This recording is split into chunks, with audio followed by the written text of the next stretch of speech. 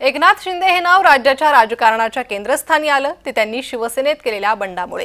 राज्याच्या राजकारणाची दिशा बदलून महाविकास आघाडीची सत्ता त्यांनी उलथवून लावली।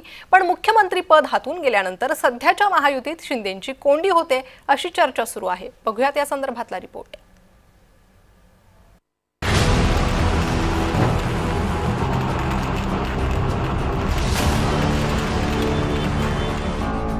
विधानसभा निवडणुकीत मुख्यमंत्री एकनाथ शिंदेंच्या नेतृत्वात युतीची सत्ता आली।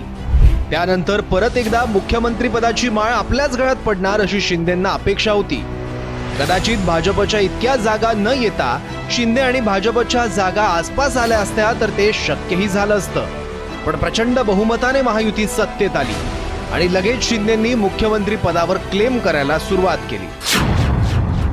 मुख्यमंत्रीपद भाजपकडे जाणार असं निश्चित होत असतानाच शिंदेंचं नाराजी नाट्यही रंगलं। बैठकांना न येणं, वारंवार गावी अज्ञातवासात निघून जाणं याचे तसेच अर्थही काढले गेले। पण या दबावाला बळी पडेल तो भाजप कसला? शेवटी मुख्यमंत्रीपदाची माळ फडणवीसांच्याच गळ्यात पडली। पुन्हा येईन म्हणत फडणवीस पुन्हा आले। मग आता शिंदेंकडे कोणतं पद असणार असा प्रश्न पडला असतानाच शिंदे कोणतंही मंत्रिपद घेणार नाहीत अशाही बातम्या आल्या।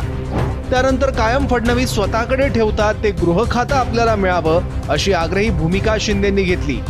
यासाठी बरेच दिवस घासाघीस बार्गेनिंग शिंदेंनी केलं, पण तरीही शिंदेंना हे खातं नाकारलं गेलं। त्यानंतर मंत्रिपद देताना शिंदेंच्या सेनेतल्या काही नावांवर सुद्धा भाजपने आक्षेप घेतल्याची चर्चा होती आणि योगायोगाने त्यातल्या तानाजी सावंत, अब्दुल सत्तार आणि दीपक केसरकर यांना मंत्रिपद नाकारलं गेलं।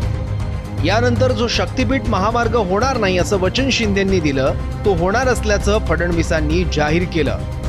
शक्तीपीठ महामार्गाच्या संदर्भात सांगली जिल्ह्यापर्यंत त्याला पूर्ण समर्थन आहे। शिंदेंनी जाहीर केलेले काही निर्णय आणि योजना सुद्धा नव्या सरकारमध्ये बंद केल्या गेल्या।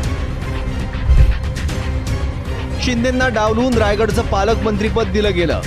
शिंदेंना डावलून अदिती तटकरेंना रायगडचं पालकमंत्रीपद दिलं गेलं। अर्थात नंतर दिलेलं पालकमंत्रीपद काढून घेण्याची नामुष्की सरकारवर आली।